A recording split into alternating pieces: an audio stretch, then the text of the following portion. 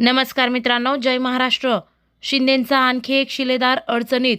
महायुतीचे आमदार सभागृहातच भिडले. कोणत्याही महत्त्वाची बातमी बघूया. आमदार महेंद्र दळवी यांच्यानंतर एकनाथ शिंदेंच्या आणखी एका शिलेदाराचा पैशांचा बंडलसह फोटो समोर आल्याने खळबळ उडाली. ओबीसी समुदायाला मिळणाऱ्या निधीवरून सत्ताधारी महायुतीच्या आमदारांमध्ये विधान परिषदेच्या सभागृहातच खडाजंगी झाल्याचे पाहायला मिळाले. लाडकी बहीण योजनेत तुम्ही खोडा घालण्याचा प्रयत्न केला, पण बहिणींनी तुम्हाला जोडा दाखवला, अशी टीका उपमुख्यमंत्री एकनाथ शिंदे यांनी विरोधकांवर केली. राज्य निवडणूक आयुक्तांची तातडीने त्यांच्या पदावरून हकालपट्टी करण्यात यावी, असा प्रस्ताव काँग्रेसचे ज्येष्ठ नेते नाना पटोले यांनी विधानसभेत मांडला. अशातच शिंदेंचा एक शिलेदार पुन्हा अडचणीत आला आहे. शिवसेना आमदार महेंद्र दळवी यांच्यानंतर शिंदेंचा आणखी एक शिलेदार अडचणीत सापडल्याची शक्यता आहे.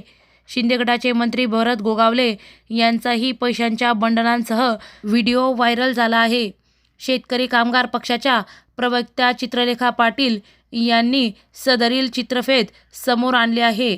त्यामुळे ऐन अधिवेशनाच्या काळात विरोधकांच्या हाती आयते कोलीत सापडले असून शिंदे गटाच्या अडचणीत वाढ झाली आहे. चित्रलेखा पाटील यांनी मंत्री भरत गोगावले आणि महेंद्र दळवी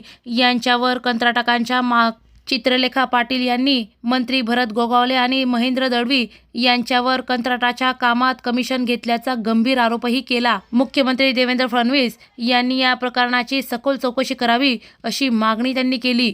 या दरम्यान मंत्री गोगावले यांनी सर्व आरोप फेटाळून लावले आहेत. माझ्याकडे एवढे पैसे असते तर मी मुंबईला घर घेतले असते. मी बँकेतून कर्ज घेऊन घर घेतले असल्याचं गोगावले यांनी म्हटले आहे.